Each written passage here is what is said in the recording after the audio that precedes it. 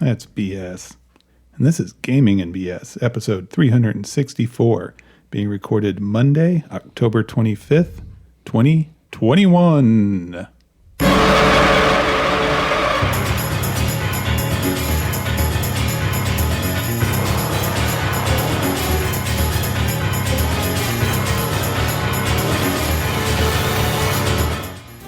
Welcome to Gaming and BS, a tabletop RPG podcast. I'm Sean. And I'm Brett. How you doing, folks? Glad everybody's here. Everybody made it back. Sean, how the hell are you, man? Been a bit since we talked, about a week or so. Doing all right. Want to thank Jim for the nice introduction to this episode. Thank you very much, Jim. That was creative and cool. Very cool. Very nice. Yeah. So neither you nor I made it to BSer Con this year. However, based on, I follow it on social media platforms, and from the looks of it, those who went there, who I know and I track through Twitter and whatnot, had a damn good time. So bravo. I'm glad everybody went there, had a good time, had fun. Because otherwise, what the hell's the point of going to a con, right? But from seeing what Alex Cameron and the lads have posted, it went well. So that's pretty cool. And our expectations are next year, Sean and I are back in force. So that's the plan. But speaking of cons, just anyway, one last thing is that for anybody who did make it there, did go, bravo for supporting the con, right? As I said before, I bought my badge and turns out I wasn't going to go, and I told the guys, hey, sorry, I canceled my events, blah, blah. But I told them, like, look, keep the money. This is going to break my bank. I already paid for it. God knows how many months ago I bought my badge, and it's not like one ticket saves the day for a con. But anytime somebody buys a badge, it's all revenue that helps support the convention. So I'm glad people went and had fun and were able to support them. So that's cool. But speaking of cons, Sean, what the hell's going on? We've got some BSerness you've cooked up. What do you got going? Tell me about it. BSer Con coming January 28th to the 30th of 2022. Online, right. Virtually open to anybody. It's just not for BSers. You know, we hope that BSers are in abundance and running games that they can't seem to schedule through the gaming moot. But yeah, badge registration is open. $5 for the badge will get you the whole weekend. It's just like the hours. You're gonna make me pay for a badge? Jesus well, Christ. Brett, it's gonna pay double. Christ. Yeah, well, it makes sense. It's $5. So what's the $5 for, Sean? It's for boosting Discord server, any overhead, tabletop events, which is the platform we're using. We want to give them some money for helping us organize it. And then anything left over, we're going to donate to the Leukemia and Lymphoma Society. That is awesome. So, so events themselves will be, each game will be free. So we're not charging for a badge and the event. Okay. Just the badge.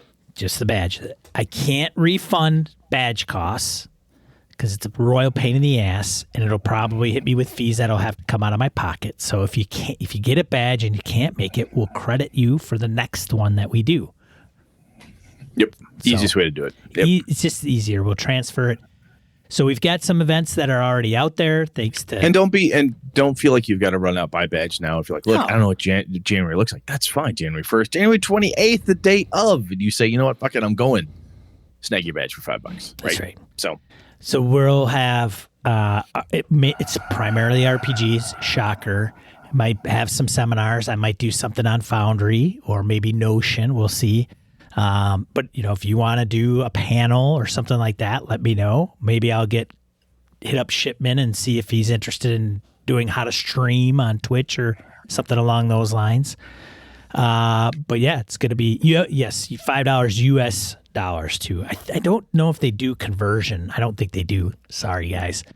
But the hours are like 4 a.m. until like 2 in the morning, my time, our time, U.S. Central Time, okay. Which means that if you're overseas on the European side, you're probably looking at earliest we start is about 11 o'clock a.m.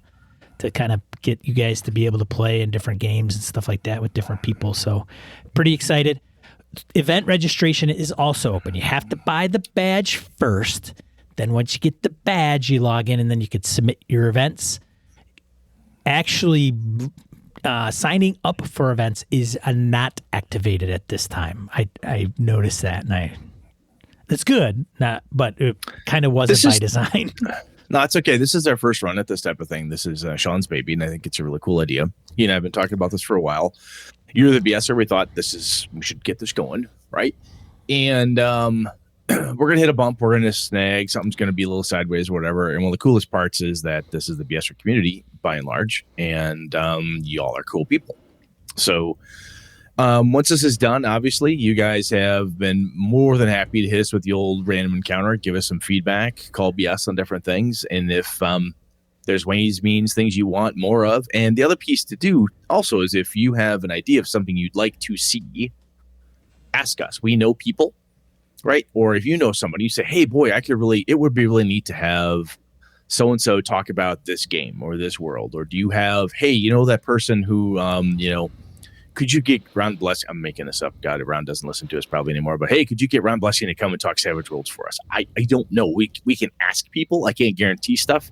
But if you've got ideas of events that you would like to see or that you would like to run, which is the best thing from a con perspective, say, hey, I'd like to run a seminar on painting minis. That would be awesome. If you got a decent camera set up, you can talk about it. You can do Q&A on the spot. There's all sorts of stuff you can do. Be as creative as you want, and we will do what we can to help make it happen. If there's something you want to do that I say, oh, that sounds great, I'll bring it to Sean. Sean goes, Brett, you dumbass, we can't pull it off because of X, Y, and Z. We'll say, no, sorry, but in the hopper, maybe next time around it works better. So anyway, we're wide open. If you have a question on, we're kind of, there's a place on the forums, there's a place on Discord that we're talking about it. If you have any questions, hit me up I think I had put down feedback at gamingandbs.com. It'll get it to me. But you'll have the choice of platforms you want to run, virtual tabletop, audio and video. We will schedule events in a Discord chat and audio video room regardless. If you want to use it, great. If you don't want to, that's fine. Then you're going to have to let your players know where to go. You should be able to message your players after they sign up for your event through the platform. So you could say, hey, just want to let you know, at least I hope so, or I'm going to be in a lot of trouble. So regardless, if they go to Discord, you should be able to hit them up there anyway in the channel. So anyways. So just so folks know, I'm tempted to use Zoom or maybe even Roll20 for some of the things I'm thinking about. So all that's possible. Don't feel like you're tied to this one thing. Sean brought that up to me. And I'm like, hey, how about? He goes, absolutely, Brett. Run whatever you want. Just make sure you tell people so that they can get to it and all that stuff. So should be good. So I have one event scheduled already, myself personally. I'm running Forget About It. I was going to say, if you're not running Forget About It, I've got to run at least one Avalon game. If I'm going to run one Avalon game with that. That's just dumb. Maybe we'll play. I don't know. Maybe we'll play a game. I don't know. There's a lot of cool shit, man. We got a lot of cool BSers, so I'm pretty sure something needs can hit, and I'm going to be like, ooh, I got to play in that one. Yeah, looking forward to it. Yeah, it should be fun. Yeah. And it's January. And the other cool thing for me is that it doesn't impact EverCon 2022 because EverCon, I'm not running it, but the folks who've taken over have got a little bit later in the year. So that's awesome. And even if they did have it in January, it's would have been normally earlier in January. So I don't have a conflicting weekend on that one. So bravo. Very cool. Anything else on that, man? No. We good?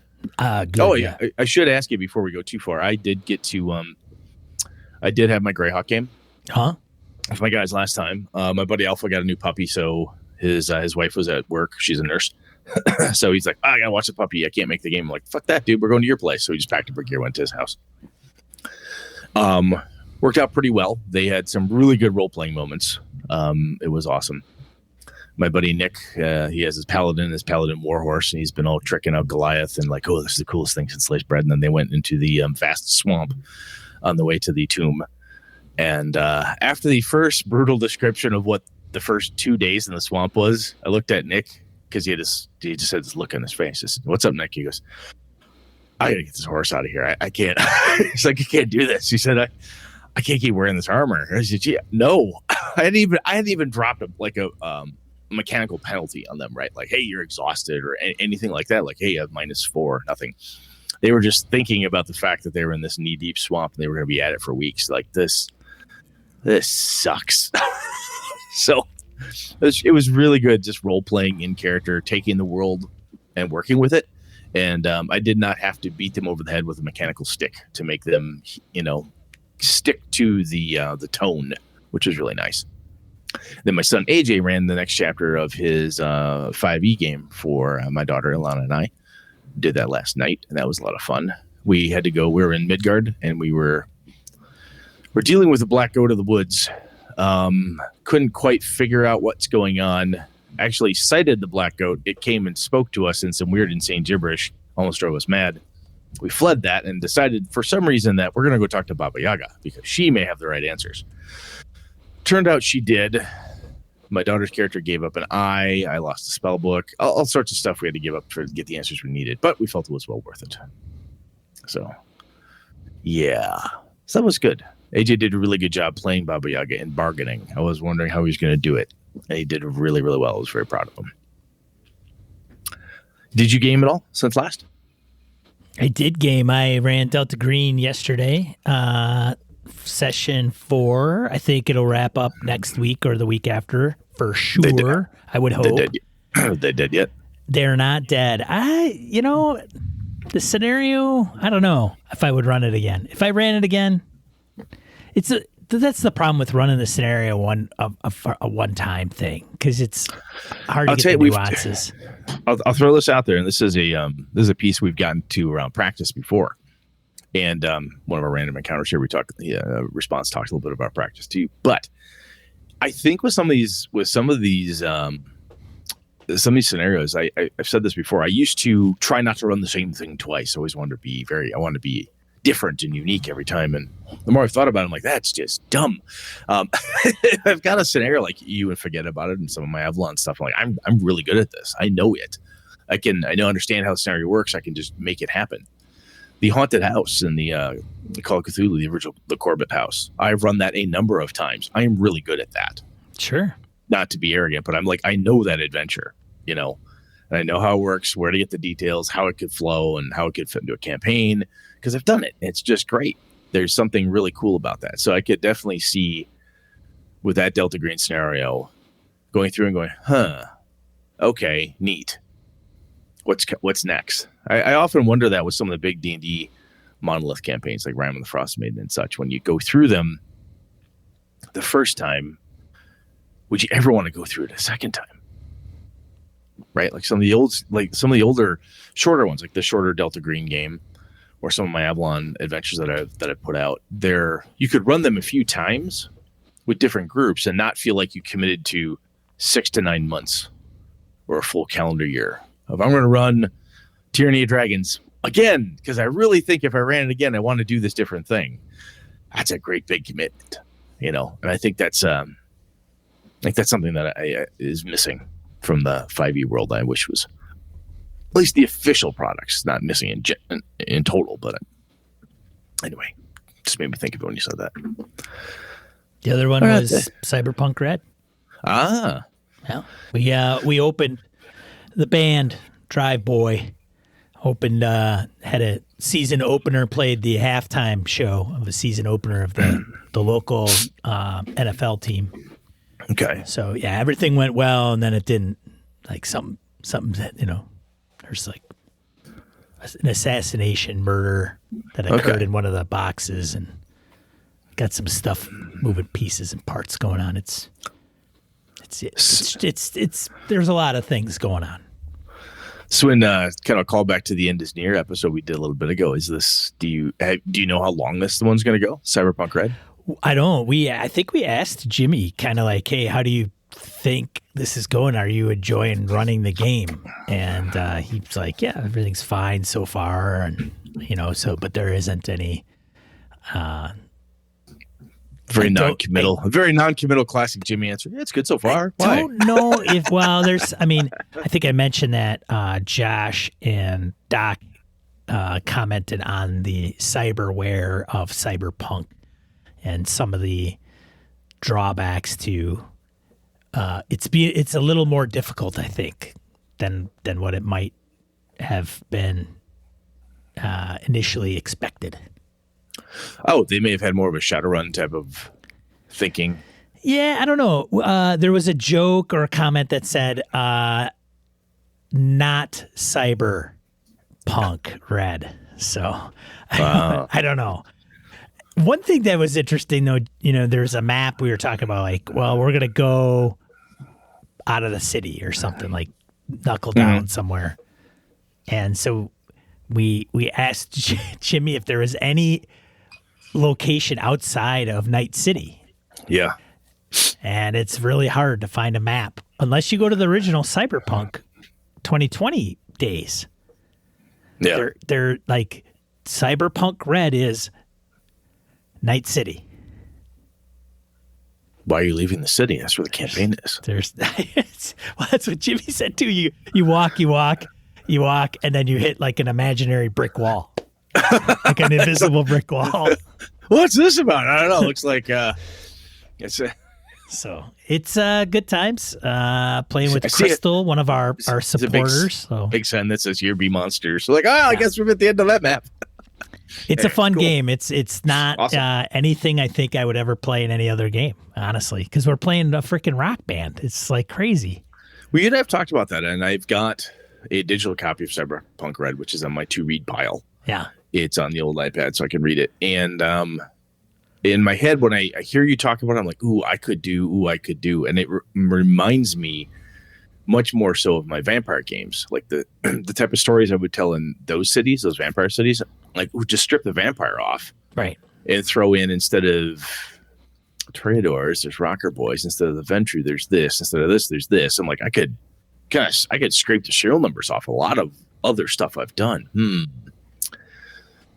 So that's got me thinking. When I get to it, I'm pretty sure that's kind of where my brain will go. So it's got a big skill list, let me tell you. I've heard, yeah. Well, you're playing Delta Green too. I mean, Delta Green Call of Cthulhu is no slouch on the skill list. So true.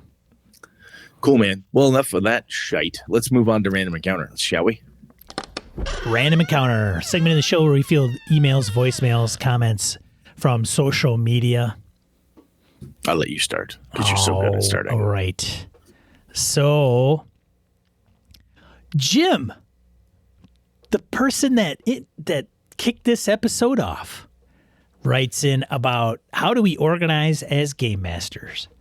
He responds to the topic because the topic kind of tied into what he does with his index cards for some of his role-playing games.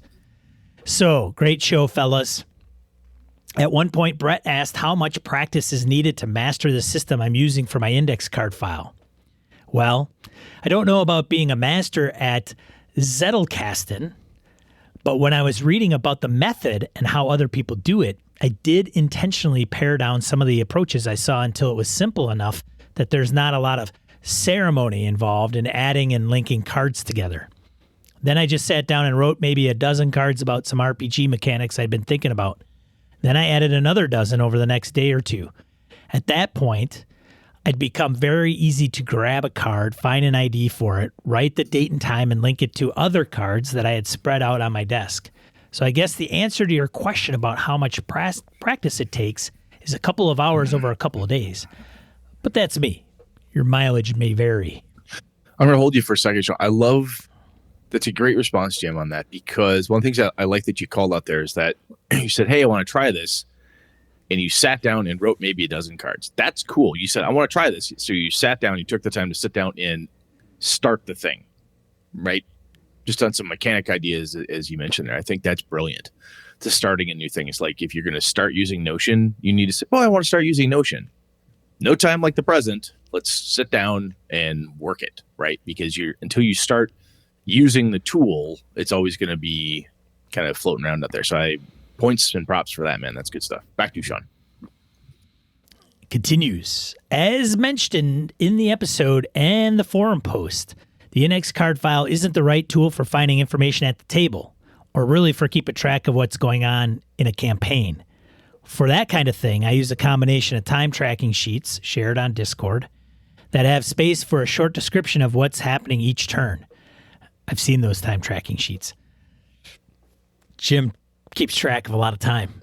I also write some free form notes before the session with information I think I'll need, and then a few notes, after the session about what actually happened and questions I need to answer before the next session. Those notes usually fit on the back of the time tracker sheet. All that gets put in a binder with maps and keys and all that sort of stuff. And I review the last couple of sessions right before the next one starts. As for numbers and crunchy stuff, I've also got a spreadsheet to keep track of XP and treasure for each session and how much each PC and hireling has. It took some work for the initial setup, but once that was done, it just takes a minute to set things up for a new session or to add a new character. Maybe I'll write a post about that sometime. That's cool. This dude is organized. Yeah, Jim's got stuff going on. He's I got this written down. I got this down. I got a tracker for this and that. I mean, that's awesome. I have to admit, I haven't read the entire post of Jim's and the index card component, but I wonder by what he's describing if it's similar to what bullet journaling is. Only he's using cards. I believe it is. I vaguely know about bullet journaling based on what you and my daughter have explained to me, but I think it has a similar touch to it. Right. Which so I think it's in the same vein, but it's just sometimes I like looking at that stuff going, wow, that's cool. I wish I could do that. And yes, I should. If I really, really want to do it, I would absolutely sit down and say, you know what, I'm going to do this. Grab a stack of cards and do what Jim did. But honestly, do I want to do that? I don't know yet. I don't know if I want to. I don't know if I want to use it. But yeah. That's what actually got me thinking back to your mention of Notion. I'm like, well, those are kind of like cards in electronic version. This might be easier for me to handle / organize because I sit in front of my damn PC all day. So maybe that's the way I should do it. Anyhow, good stuff, man. Thank you for writing in with this. Thanks, this is Jim. good. Very helpful. Notion can be done. You can use cards. You can use pages. You can use tables. Like there are different views that you could do. So if you're a Trello user, then you just lay it out like cards. So each entry is a card. You don't have to do it that way. If you're like a OneNote person, you can use it like pages. The nice thing about the cards is they can become pages. You just click on them. They open up as a page. So anyways. It's pretty cool. Excuse me. All right. So thank you. And who we got next? Jared. Our comments on the forums around organizing as well. My means of organizing have changed a lot since I transitioned to running games online. I settled into writing out scenes on index cards with some notes on what would happen in the scene and how the scene might lead to other scenes. That way I could just shuffle to the scene that I made sense to come next. If I never used one of those scenes, I could save it and potentially work that index card into another scenario later on. This worked for any game where I was using my own scenario and where I either could look up the stat blocks in the rules or potential opposition or hazards were super easy to stat on the fly.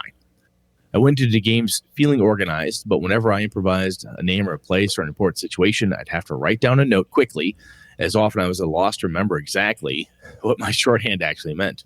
I see that, absolutely, Jared, and I buy that. He continues, when I started running online, I started to keep a simple Google spreadsheet open and would type in names and locations whenever I improvised something.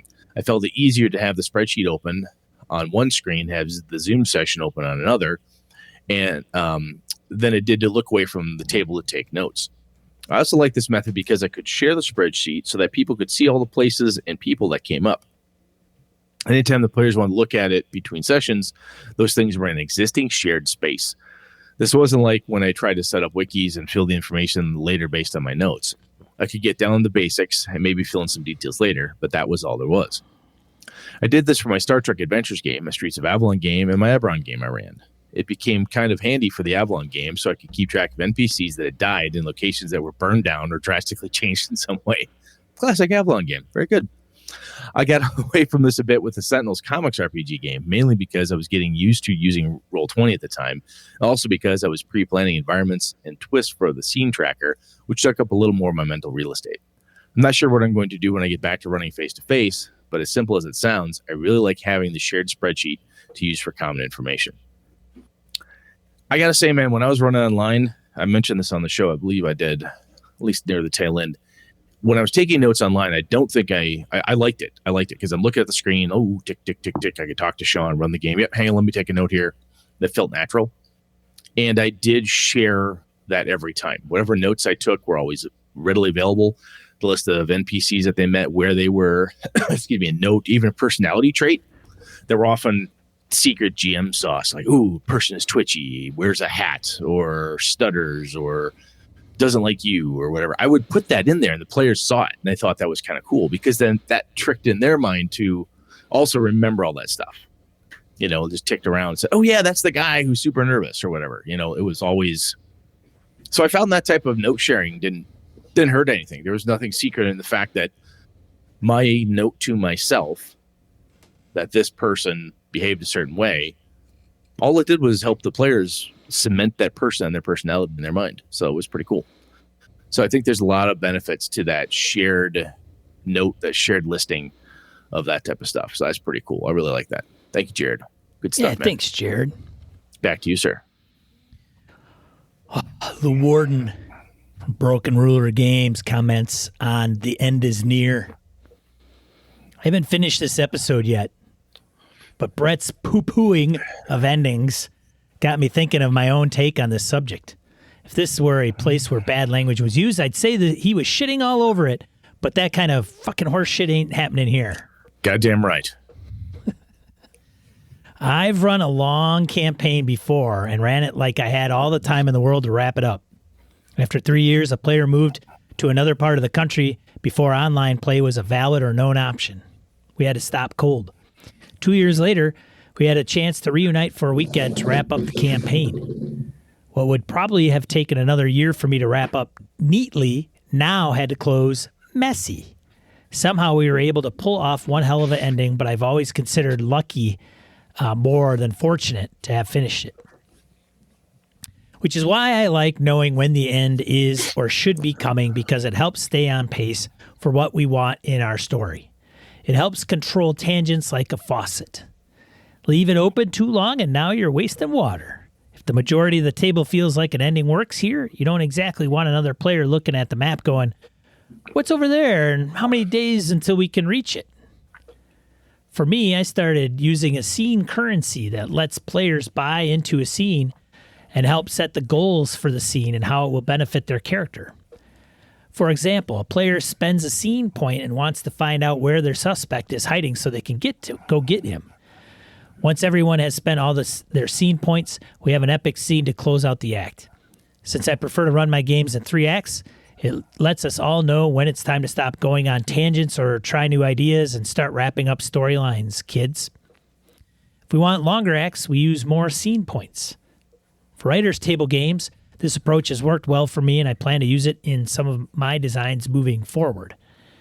Because I look at this kind of meta knowledge, yes, I agree with that, as a piece of meta we're already subconsciously using when we play, like knowing the odds when you hear the difficulty number.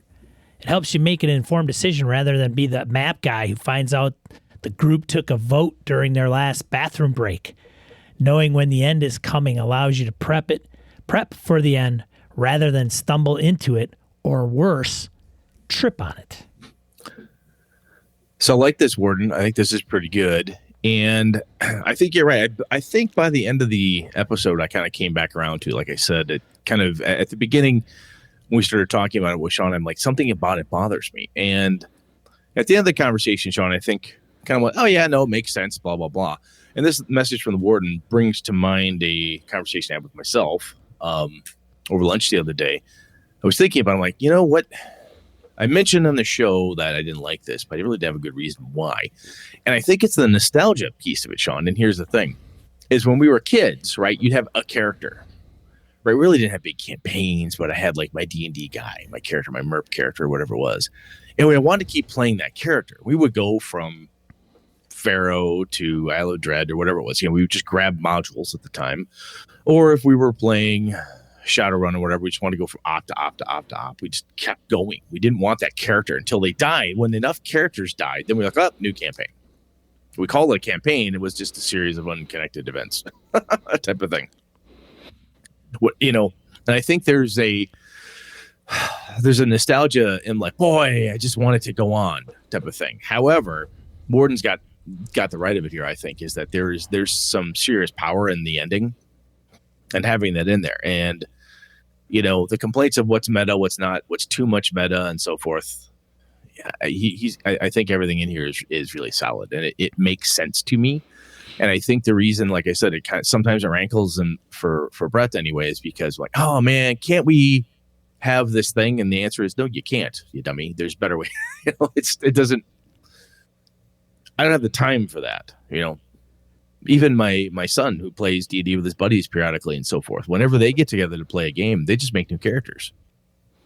Even if it's a couple different sessions, it's just like, oh, this is the new campaign. They make a new character. They grind, move on. Next time he runs for them, they make new characters often.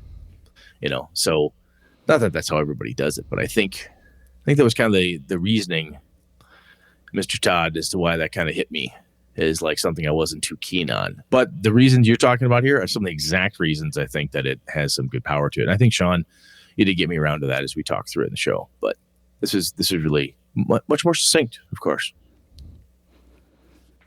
Of course. Anything else you got on that one? I don't think so. Cool, man.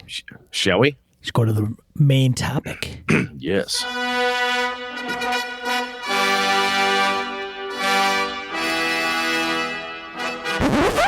All right, Brett. What are we talking about tonight?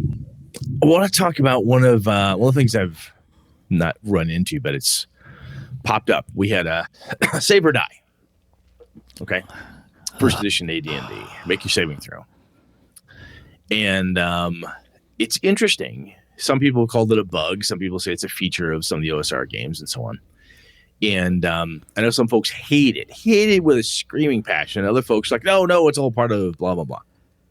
So I think what drove me to think about it as a topic was that we were playing, and one of the characters got in a basically save or die scenario where if he wasn't doing something, so Nick's paladin almost died. That wasn't good. Then another time I threw rock rubs on him, and he didn't apply fire, so he had 3 rounds because he rolled 1 to 3 rounds. I rolled, he got lucky, he had 3 rounds. They're going to burrow in his heart, and he's dead. There's no other way to save them. Either you burn them or cure disease. That's it. That's how you get rid of them. Or maybe a wish spell, obviously.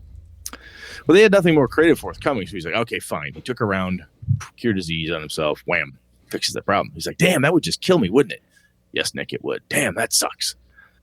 And Lenny goes, yeah, but I kind of like that in this game, this Greyhawk game, because it just fits, And the group talked about it, and we said, for the type of game we're running here, it does fit. It's what we expect. We are expecting this in this game. We were expecting the save or die scenario. We were expecting certain spells have no saving throw. There's no saving throw against this thing, that thing. Some of the magic can force you to do a thing. And the bad guys can do it to you. You can do it to them. And there was enough opportunity when the guys have, when they look through it and they're like, look, we've save or died a few people. Oh, yeah, you're right. We have. So it's gone both ways across the table. They didn't see it as an unfair thing. It was a tool in both people's toolbox. And they looked at it saying, Brett's not hammering us with that.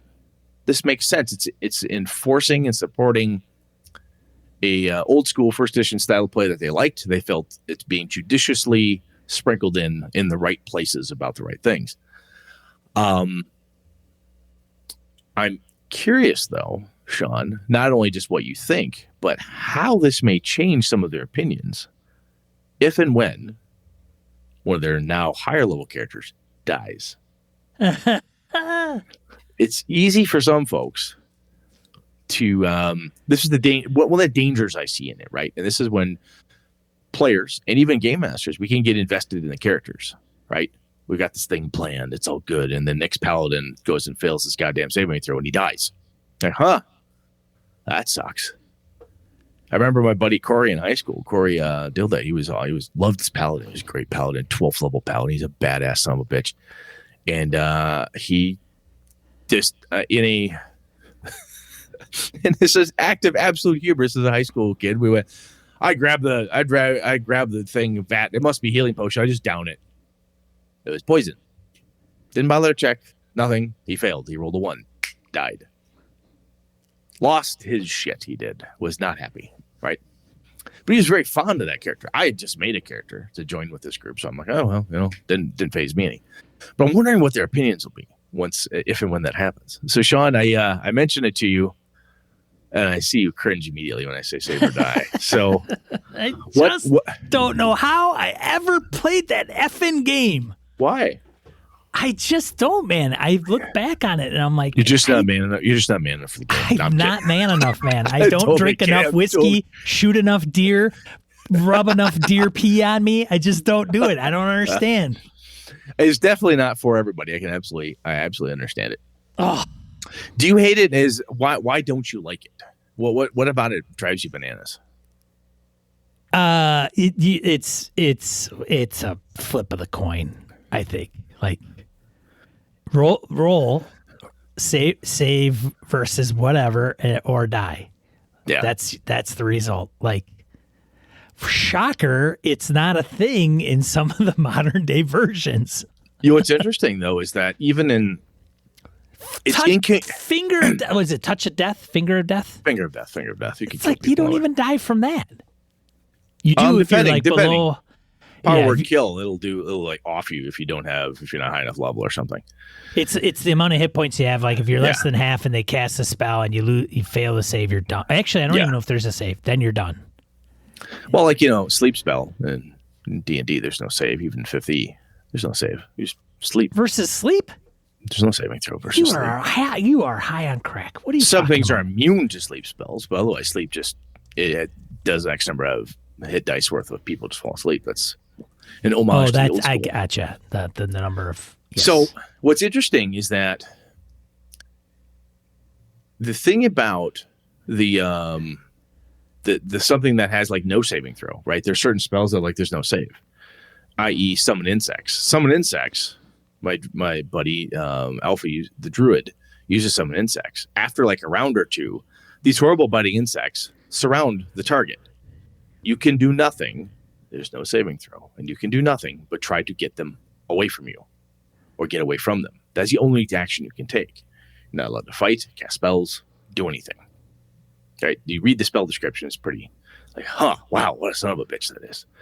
Now, when they've tried to use it on a creature with at-will powers or whatever it is, things get a little wonky for them. But I think one of the challenges here is that in general, many games have multiple layers, D&D specifically in this first edition case, to protect, have mechanical plot armor for the characters, armor class, plot armor, hit points, more plot armor, saving throws, more plot armor.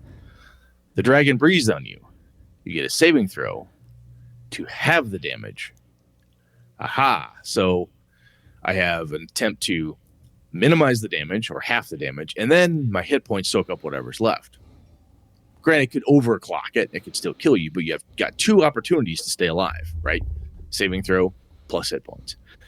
And depending what you're doing for like a poison blade attack, has to hit you. Armor class has a chance to save you. Then you get a saving throw versus the poison. It does hit point damage. And if it's not like save or die poison, then there's a poison save. There's all these stacking mitigation pieces that can come on top of it. And I'm not going to get uberly into the whys and wherefores of all that. But I think the shocker for that, Sean, is that everything else, when that happens, it feels like it's down to one die roll. That's it. This one die roll. And it can also feel very much like you're surprised and ambushed by it, right? If your character, if I were to have it, seems like somebody like Brett is waiting to whip that thing out and just put the ever-loving smackdown on a PC. It's the ambush feeling, right? You're just waiting for it to happen. Yeah, totally, for sure. So if your character looked at like in a 5e game, if I said, look, here's the deal. You can stop this horrible thing from happening, but you've got one skill check or one save, and that's it. People are like, oh God, that's all I got. I'm going to do it. Well, I don't know what the DC is, but I got a plus 10 because of this and this and this. I'm going to do it. It comes down to one die roll. It can be very dramatic, right? But that's a plot point. That's something you plan and you see it there, like, ooh, I'm going to do this thing, right? And some of this shit is like, oh, I encountered this creature. Save, turn to stone. Fuck. You failed. The basilisk sees you. You're stone. Medusa, you're stone. There's no partially turned to stone. Like, ooh, I'm getting stony in 5e. There's like, nope, done. You are turned to stone. You're fucking petrified. Well, maybe I'm getting paralyzed. Nope, you are paralyzed. People don't want to play those games anymore.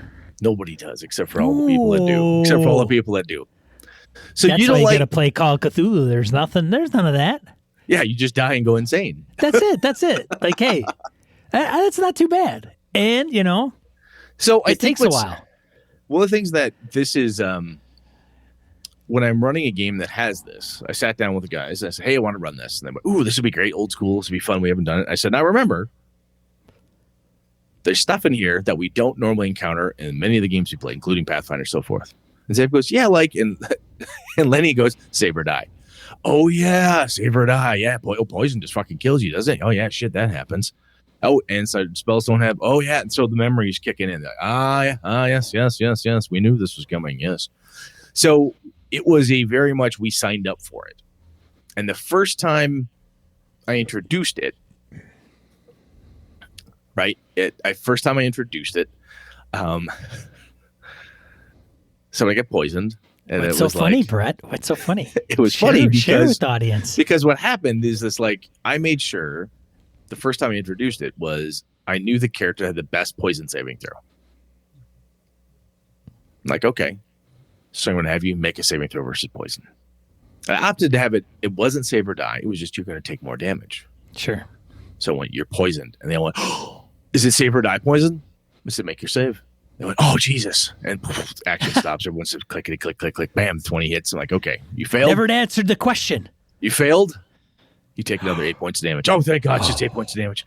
Oh, I can heal 8 points of damage. Right. So, but the group knew it was coming.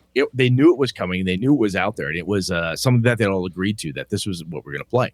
And in turn, then, they found out that, hey, the reverse of neutralized poison is poison. So the druid can just smack you and fucking kill you with a poison spell, basically. So that's his bitch slapper, he calls it. It's stuff. It's reversible? That one is? Yes, it is reversible. Okay. So Alpha being the Alphanomicon, he goes through and goes, oh, yeah. He reads through everything, all the spells that are available to him. He goes, I want this one, and this one, because the same thing. What's good for me is good for you, type of thing. So that's the other interesting piece, is that it does slide both ways. And I think what's kind of in the AD&D world anyway, at least the way I've always played it, the way my friends and I have enjoyed it, is that both sides can do it to each other, right? Across the screen. They can do it to my bad guys. I can do it to them as the good guys, and so forth. So Sean, if I said I was going to do that, would you just hate it? Why do you hate it? Just because? I'm not. First of all, I'm saying hate is too strong. Yeah. But you don't like. I hate a lot of things. Oh, I know you do. Yeah. Mostly me. I'm not a big fan of AD&D. I think it's novel. Just throw that out, but think about the mechanics. I don't know if I can. I don't know if I can, Brett. You can't? I don't know. Take them. I don't know if I can. I'll try. Moldavate, basic D&D. I'll try. Red box. Saber I know. I'll try. Okay, I think I'm this. All right. Saber paralyzed. I see the swing back and forth. Works both ways. It's not like only the players can do it or only the big bads can do it. Okay, great. Mm-hmm. It just seems when does that start making it rearing its head? I know there's no CRs and any of that other crap. There are hit dice though. Yeah, there are. You can. I mean, it's like what's balanced. There's more of an art form to balance than it is an accounting problem, right? Yes. And it is interesting because I think what you're getting is what I kind of start off here with, like the level of character, right? How much invested have you gotten into it? I would be pretty pissed off if I failed to save and die and I was like 8th level in even 5th level AD&D, because it is a freaking slog to get there if you're game, if your dungeon master is, we're using XP. Yeah, if you're using gold and kills for XP, it could take a long time to get there. Yeah, it does. I mean, these guys are getting high level is like 8th. Yeah, these guys are cranking out, trying to get to 100 plus thousand XP, right, to get to the next level. I mean, yes. When Zave pulled the one card of the deck of many things, he lost all of his belongings. He draws Talons, snatch and gone. He went, and this is a gear heavy game, folks, right? So he lost all his magic rings, all his cool shit. He's like, fuck. He was just depressed, like, damn. The group rallied around, got him geared back up and stuff. It took a little bit, but that's what happens too when you're in that game. When you're 7th, 8th, 9th, 10th level, you have a lot of crap. Assuming again, the dungeon master's giving out a lot of stuff for you to, because a lot of the stuff you give out as a dungeon master in AD&D is to combat all this freaking crazy shit. Well, that's what all magic and powers are. Right. For 5th edition. All my abilities are like, ooh, I can't be surprised because I'm sick of getting surprised. Ooh, I get an extra attack because I'm a fighter because I need to hit people more. Ooh, I get more of this. Ooh, I get that. Ooh, I can stop this. Ooh, I can track anything I want. Ooh, I get Hunter's Mark. It's all combating the monsters or the denizens or the world in some way to improve your chances for survival and to kick up your cool factor, right? Which is fun. Right.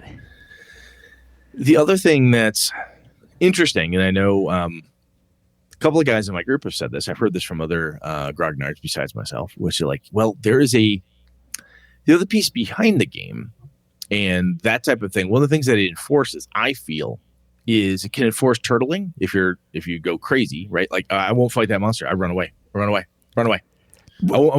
That's engage. an option, like a very, very valid option. It's a very in valid AD&D. option. Yeah. And it enforces that. Like, when I say turtling, not necessarily turtling, but people will be like, I'm not going to go deal with that basilisk because I'm not getting turned to stone unless I am prepped for X, Y, and Z. These guys have done more research into figuring out what the creature is and what the problem is than they do in a 5e game. 5e game, like, all right. They got to don the hazmat suits, man. Shit, we're going in there. We got to put all our shit out. That's right. They're not fucking around, right? It's very, they approach it very much in my like a Call of Cthulhu game. Right. And this is kind of players versus characters type of thing. A lot of times players in Call of Cthulhu who are good players will be playing their character and somehow, some way, the character suddenly refuses to go anywhere unless they have all this information because they don't want to die, right? They want to get the best details they can because it makes sense. We find some wonderful in-character way to make that happen. But the players in my game, in my Greyhawk game, they're looking at it and say, okay, what is this? What can we find out? Let's look for clues. They don't charge in unless they're not guaranteed to win. They're guaranteed to know what it is, or they think they know what it is. The first time they encountered a couple of nilbogs, you know what a nilbog is, right? The reverse goblins. You hit them, you heal them, all that shit. Well, just making sure. Yeah, first time they encountered them, a couple, fuck, nilbogs. God damn it. How do we get them off the boat? Scrape them off the boat, throw them in the river, try to paddle. I mean, the creativity in the way they're approaching the situations is jacked up. And I don't know if that is, it's not just because of the save or die mechanic, but I'm using that as, when they see that happen and like that thing can petrify you. That's basically save or die. That thing is venomous. That's poisonous. Save or die, save or die. Fuck that. We got to figure a way to combat that. We are not just charging in there. This is too fucking dangerous. We need to back out and rethink our plans and do something different. I don't get that in a number of other games. And some people don't give a shit because like, yeah, but that's not heroic. That's not fun. And I totally get that. It's absolutely fine. And it might be simply because we haven't played this in a long time, right? My group and I. So some of it is like, wow, this is fun. It is very different than what we have become used to, right? Pathfinder, you've got tons of feats. D&D 5e, you've got this, that, and the other thing, all these powers or spells, or this game, that game, whatever it is we're playing.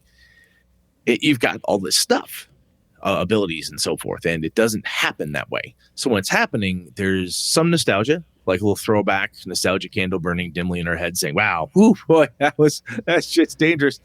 But they're like, wow, I have a 7th level character, an 8th level character. I don't figure to go charging in anything yet. I mean, they see Skull City, you know, they see the big place outside the tomb. in the vast swamp. Like, wow, how do we get in there? Let's talk to some of the natives. Let's do this. Let's do this. So they're trying to figure out different ways to get at stuff because, like, this is fucking dangerous. There's undead and horrors, and oh my god. I applaud that. I will applaud that. Right? Okay. Because there's nothing worse than just walking into everything because you know you have a 50 to 95% chance of actually surviving it, regardless of what you're facing. Yep. Now, the other piece... Oh, sorry, go ahead. I was just going to say, so if it facilitates that and the game group understands that, then I'm okay with it. I would much rather say, I would actually like to throw out the threat right out in front of them. Boom, spit it right out on the table and go, look, here's the deal. There's a Medusa in there. If you look at her, you still turn to stone, period. You save versus petrification, you lose, you're stone, you're done, period. There, end of discussion. So what are you going to do? Yeah, when they encountered the Dracolisk, which is a black dragon basilisk mated, they found the Dracolisks, the statues it was leaving. Like, okay, Medusa. Then they find a dead Medusa. Like, okay, this is worse than a Medusa. This isn't good. This isn't good. But the statues the clues that are never all on bases. Right? Yeah, and all roughly formed, but yet strangely accurate in proportion. It's working for my group. And I think you said that, you know, it's facilitating for your group, right? Blah, blah, blah. And I think you hit a solid point there is that this is where knowing your group or being very clear and everybody buying into it, no one's arguing that this is stupid, dumb, or this is fucking... You opted into it. Yeah, everyone opted in. And I will absolutely 100% admit that this is not for everybody. No, it's not. You and throw some this in people, front of some 5e players, man, their heads are going to explode. Yeah, and some people don't like it at all. And the other thing I've learned is that, like, when I run my Avalon game, you guys, when I ran for you in the Third Floor Wars crew, it was still like, I don't know if I want to go down there. I'm worried about this. This is scary. This is nervous. So depending how you're running, if you have a good crew like I did with you guys, you're helping to maintain the tone and the feel of the game and so forth. And you were wonderful. You guys were wonderful in not saying, well, you know, I'm a second level fighter and I do have 30 hit points. I could probably saunter on down there. And you never said, well, I only have 4 hit points, guys. Let's be careful here. I think I did because I got like, when you died, I ended up dying. When you died, you told everybody, well, I only had like 6 hit points. But you played your character. And that's that's an interesting piece here is that I'm kind of leaving the topic here in a little bit, but the Saber Die mechanic, that whole piece, Saber Petrified, Saber Stone, Saber Die, enforces the style of play, right? And it's not that is the only tool in that style of play toolbox, but I think to me it underscored an interesting piece that you have been talking about for 7 years. I at the start of this whole thing 7 years ago, Sean, I was like, fuck all the rules and blah, you know. But the more I've listened to the BSers and talked to you about this over the last 7 years, the more I've thought, you know, when I'm using rules like this, I'm watching what it does at my table. I'm like, okay, it's forcing a style of play. I'm like, huh, interesting. And not just the rule itself, but how is Brett deploying the rule? Right? How am I deploying it is different, perhaps, than it would have been back in the day. In my gotcha days, you know, when you were playing in high school, somebody like, well, I do this or that, poison trap. Oh, shit, you did. Ah, crap. You know, you didn't have a lot of, it was just like if you walked down the hall and, you know, you roll, sorry, you failed, trap, dead.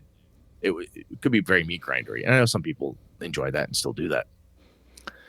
But even with the 5e stuff and the things that you've run for me, with when you ran 5e for me and when you ran the Star Wars game, I think it's the implementation of the mechanic for the tone perspective and all the mechanics, if they're done well, they help to really enforce the tone and stuff. And I think that the part of the tone of AD&D is that's kind of baked into it in a way. You know what I mean? That feel is there. I think it's done we oftentimes give the old folks crap because, well, they just made it up because they want to be assholes or blah, blah. I think it was done on purpose to encourage cautious play. This is dangerous. If it's poisonous, it might kill you. It's a Medusa. You should be fucking worried about that. The first time my friends and I encountered a Medusa in 5e, we went, holy shit. We're like, well, you're starting to turn to stone, but then you turn to stone. Okay? You don't just get turned to stone.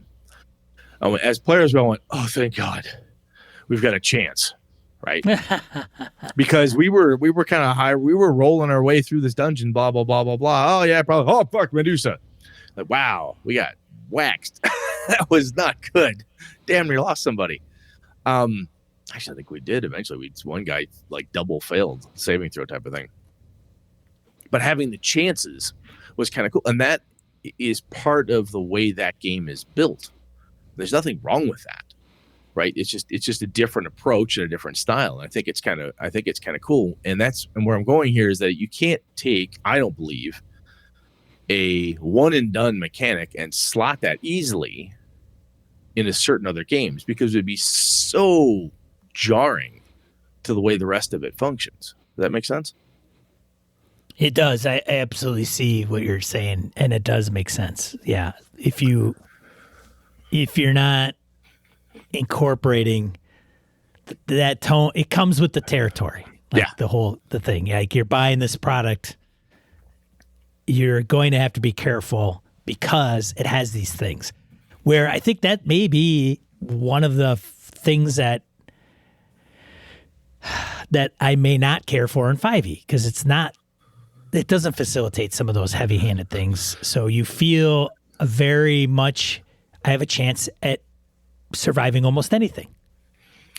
So let me throw this at you. Let's put the D&D aside. Now, when you're running your Forbidden Lands game, the way you've explained it to me, what little bit I've been able to read in the rules I have, you said, hey, so-and-so's blind, this problem, that problem. There's some pretty, would you say that there are kind of pass-fail type of things there? Not necessarily save or die, but like save or go hungry, save or lose.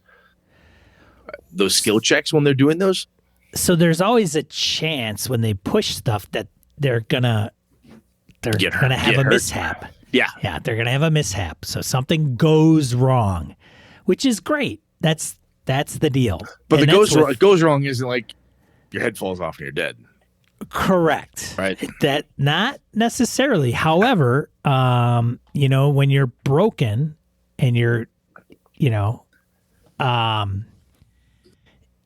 if say you take enough damage and you become broken, or you take a critical hit, you roll on the critical hit table. Yeah. That critical hit table has stuff on there that's like, there is a roll this number, die. It's one number, like it's one row. But it takes you a bit to get there, though, right? It does. Yes, it's not an instant. Yes, you're correct. And it is a consequence of the damage you have taken. Yep. And incautious play, i.e., when I say incautious, I mean I'm going to push through this. Well, we're going to stretch a little bit. I'm going to push a little bit. Too much damage. No, I could do one more room. Fuck. Right. It's kind of like you asked for it. The chance is there.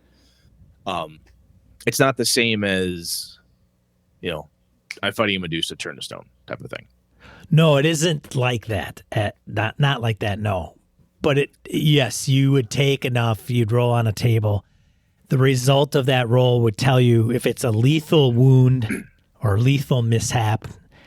And then based on the lethality, it'll tell you how many days you have to live without getting the proper care or healing. Yeah. I mean, so TikTok. In a Delta Green game, or even in a Call of Cthulhu game, you can get shot and die once. You get shot once, you can die. Yeah. Grenade lands at your feet, you're fucking dead. But it's not Knights Black Agents. It's not James Bond. It's not Spycraft. No. Right? So I think that, again, that lethality, that sudden, instant, unavoidable death because of a mistake, right? Your Delta Green character, you as a player, had a lapse in judgment and said, fuck it, I kick in the door. And you take the 50 cal to the chest. And Your character explodes into small bloody red chunks. Well, Wah, shit. wah, wah. Wah, wah. And that's where when I see the save or die or the turn of stone, whatever it is, I believe, and this is where your AD&D, how do you, where the mastery of it, like, do I just throw it out like chiclets and everybody gets a bite of the save or die tonight? Or is it judiciously used? That's where some of the art comes in. That's where I think the modern games, one of the handier parts about it is the faster turnaround to how to do it. I think there's tools embedded in many of the better modern games. Like, look, this, and this is how you do this. It helps you build things a little bit better. How do I do this? Like clocks. We've talked about, from Blades in the Dark. Thank you. It's a great tool. Tick, tick, tick, tick, tick. It's something I've done for years. I just haven't used that specific mechanism. That's fucking awesome. Had I known that 20 years ago, 10 years ago, 15 years ago, it would have sped up my growth as a game master. It would have been super handy to know. And I think now when you look at Forbidden Lands, that critical issue, like, hey, you die, or your leg falls off, or you're permanently blinded, or your character basically becomes unplayable. It's the way that's built. It's building you up towards you pushed yourself and these are the results, right? You can choose. And if you look at 5e is very much, in my opinion, 5e is very much, you can push yourself, don't long rest, drive too hard, drive too fast, get exhaustion and die, right? You run out of stuff, push too far, you can get killed.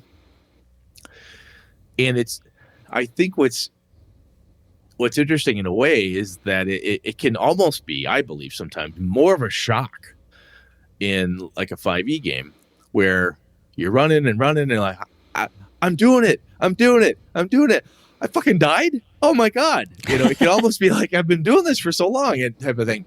It's not that you're unbeatable or unkillable. It takes more as the game master to draw you.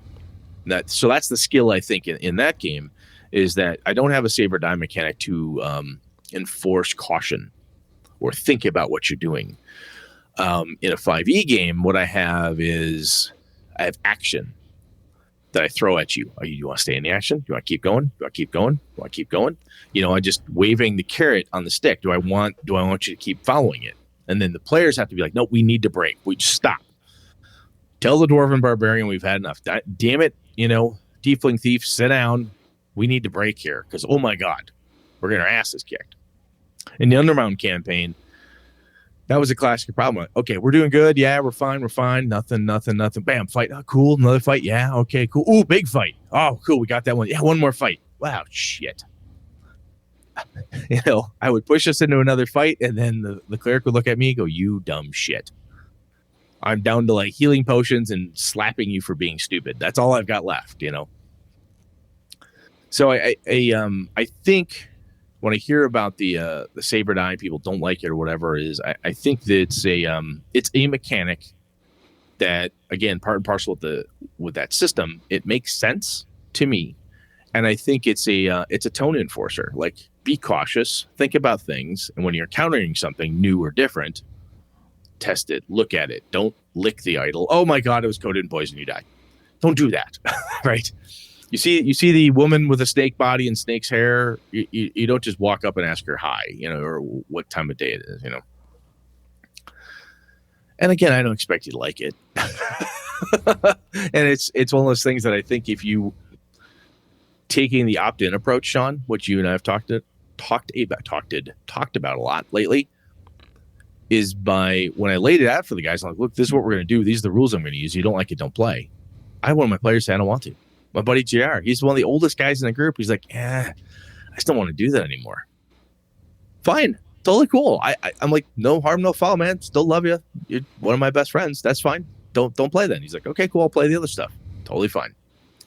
But because I made it opt-in, not like, hey, this is what we're playing. You have no choice. And every game is basically, you can bail out of any campaign you don't want to be in, right? But these are my friends. I've known these guys for almost 30 years.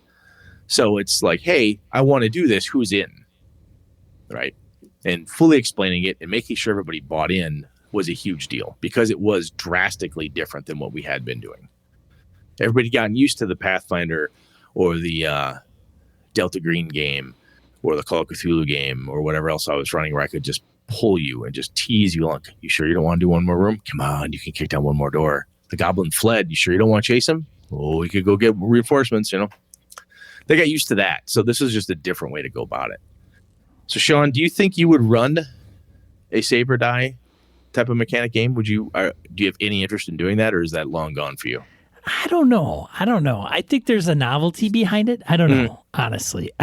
There's times where I like some of those old adventures out of nostalgia and, I don't know, stringing them all together and saying, hey, we're going to start with maybe keep on the Borderlands. I mean, I have OSE, but it's not AD&D, right? So, but I mean, running some, Pharaoh and Oasis of the White Palm and I don't know, Tomb of the Lizard King, all those are awesome, but Dungeon Crawl Classics is another one, man. There's some OSR-esque, right? DCC's got some they come out with the funnel. Like, it's already like, that's the talk about build the tone, right at the beginning. Yeah, we mentioned that in an episode, quite a while ago now, where, some people were talking about the knocks that DCC takes because there is the funnel. Yep. And it's always how many people died. And it's just, it's not how much fun you had, it's how many tunes died. And I don't know. It's mimicking your experience in AD&D. It is. Roll up 5 or 6. Yeah. Put the one you want behind the rest of the tunes that you got so that person can steal all from the rest of your player characters. Well, I'll tell you right now, Lenny's fighter cleric, he has rolled. I let them start with max hit points at first level because I'm a gracious and benevolent dungeon master. Man, you are getting soft. I know, but after that, I'm like, you got to roll. He has rolled a 1 on like 5 levels. Oh, that sucks. What class is he playing? He's a fighter cleric. Oh, nothing like a fighter in AD&D having like shite hit points. So he can attack really well, but he's way back there in the rear of the gear. It's like, I can't handle this. Too big. Get the paladin up there. Oh God, so he's second string fighter, But again, he's playing it. It's again a type of play. Sure. And how it works. So anyway, so the whole purpose for this, I just wanted to talk it out. And the reason that I mentioned here is why I'm having fun with it and why the group is having fun. I think a lot of it, honestly, Sean, I think you absolutely hit the nail on the head. It's my group and I, our agreement, our buy-in. We want the tone. We want this feeling. This is what we're here for, right? It would be trying to play Forbidden Lands and getting mad that how come we have to keep traveling around this stupid hex? I got to roll for water every day. Oh my God! And I'm thirsty, and yeah. I didn't sleep last night, so now I have repercussions. Yeah, sure. Yep. Well, I was just talking to my buddy Joe very briefly. I got him a gift card to Noble Knight and said, "Hey, let me know what you buy." And then he's like, "Hey, I'm missing a link to Noble Knight, like an affiliate link or whatever." And I said, "What are you gonna buy?" And he goes, "I don't know, maybe Streets." Did say Streets Avalon. Oh, very nice. Yeah, and or something else. I can't remember the other thing, honestly. And I said, okay. Forbidden Lands, I think it was the other one. He was kind of contemplating. He's like, I don't know. And I said, I don't think I can get any of the old group to play Forbidden Lands. No. Jeff and those guys wouldn't. I mean, some of them would. Like Andy, I think, would embrace it. But it's if I threw down AD&D and some of them like Joe would grok it. He actually mentioned when he mentioned Forbidden Lands, he likes those things. He actually said that. He's like, I like it when some of those things mean something. Yep. And mean something, it has a different connotation to everybody. Yes, it does. It absolutely does. And that's where that session 0, we talk about all the time. It's critically, oddly important, not only to have it, but to discuss it and reinforce it and have the ongoing Meta, how are we gaming? Are we having fun conversation? Because what is fun, gritty, quasi-realistic? Check the charts. Do I have water? Did I find fish? Oh no, we're still thirsty in the boat. Oh, this is dangerous. And you could have that one person and they're like, why are all these other people having fun doing this? I fucking hate this. You know? Yeah. It's so important. It really is. It is. So play it at a con. Like the Chad Parrish's AD&D game at Gary Con one year. I mean, we were standing in front of a door for 2 hours. Like, he's like, dudes, like, guys, you gotta move. And we're like, duh, I'm not going through that beam of light going across the doorway. First edition AD&D, man. There's a, yeah. Shit. So we didn't have a rogue. We were like doing this, throwing stones. Oh, they disappear. Well, what the hell do you expect us to do? They're disappearing. In a game like that, for a con, Brett's opinion is you can't. Your NPC, excuse me, the pre-gens need to be built to help tackle the problems, right? And save or die, right, needs to be well. Like, telegraph that shit. There's a Medusa in this cave. This town only has one fragment of a mirror and half a silver spoon. That's all you can use as your reflective material. Go. I mean, whatever the challenge is. Otherwise, you will have people standing outside the cave. Well, I don't want to go in. Do you want to go in? Okay, I'll try to go in backwards. I can't fight backwards. What if I close my eyes? But if I stand on one leg? Does that? Oh my god. Chad forgot to give us the thief right away. Yeah. Because he like, oh, we have 1, 2, 3, 4 players. Here you go. You know, put out 1, 2, 3, 4, 5 sheets, whatever. And then he's like, oh, I forgot to put out the thief. So then we went through, cast a bunch of spells, did a few things, didn't work. Gave us the thief. Had the thief do a couple rolls, didn't succeed. We're like, we're not, I don't know if that door is locked or unlocked. We can't get through the beam of light without jeopardizing ourselves. That thing was so ridiculous. Because we were like automatically to my horse, and it wasn't even that. You know what my guys would do with that right now? The way we're running, they'd see that and go, huh. All right, we retreat.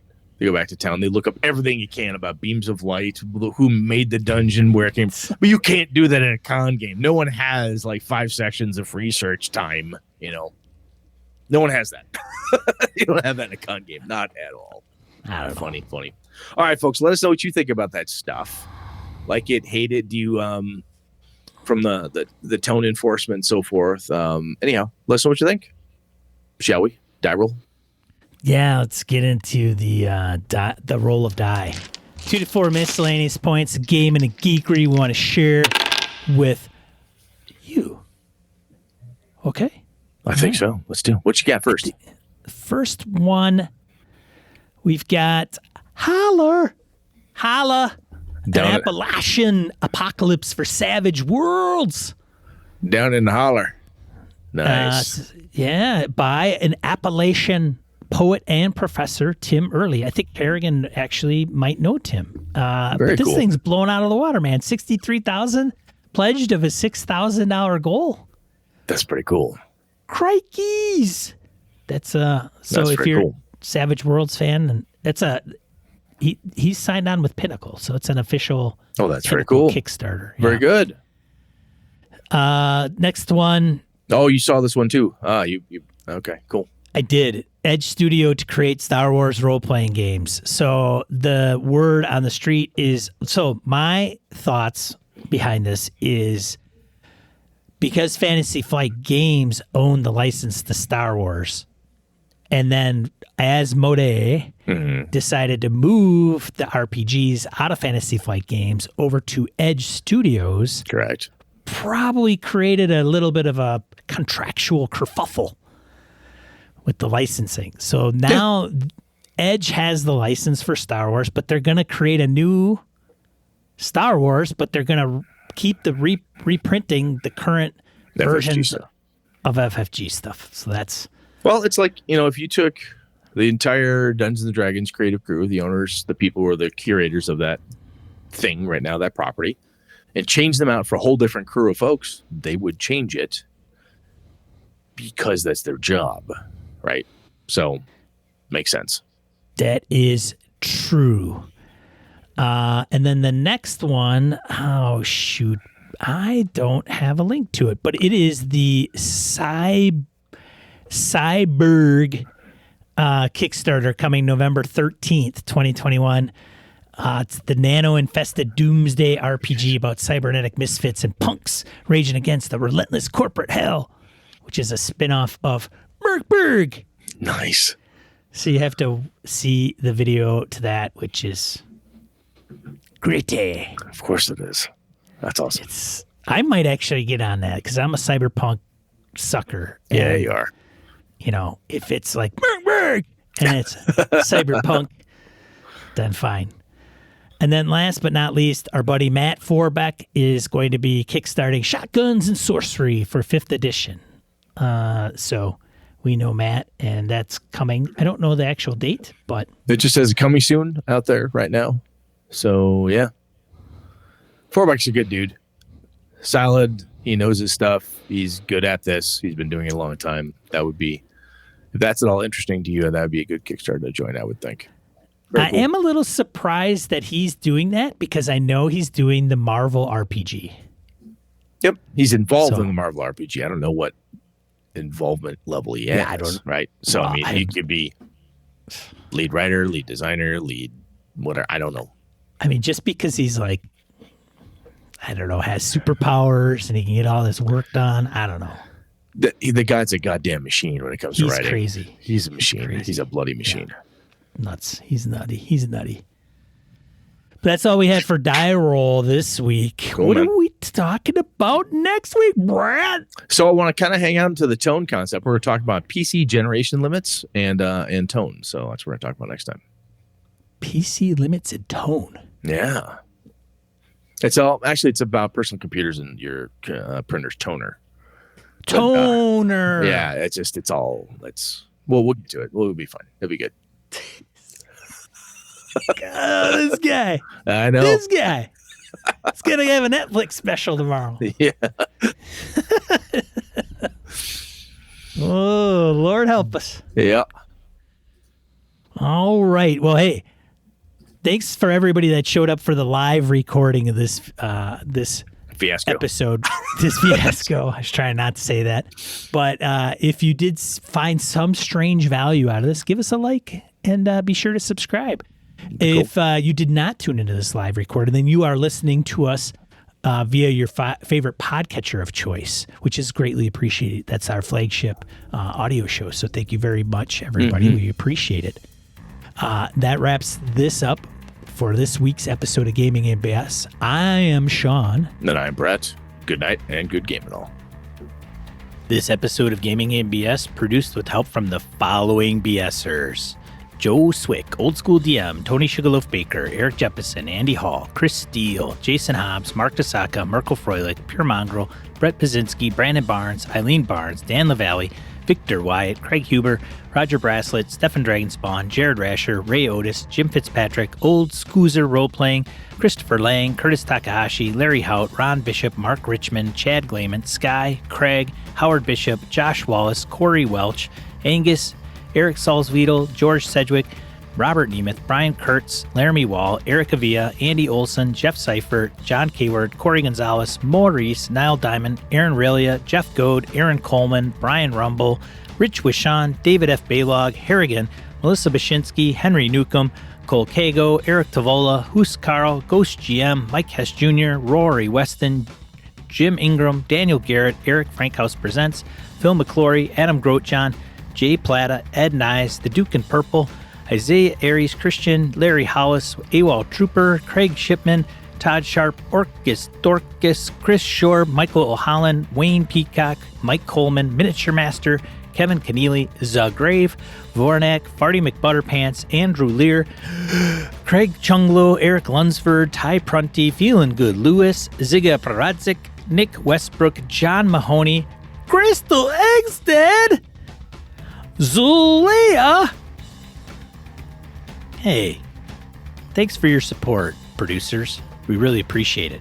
Hey, don't forget about BSer Con. That's right, BSer Con. Head over to gamingandbs.com/BSERCON. BSer Con. It's It's being held January 28th to the 30th, virtual, online. Badges $5. Registration is open, and event submission is currently open.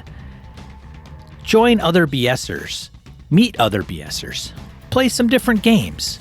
We hope you can make it. Thanks, BSers.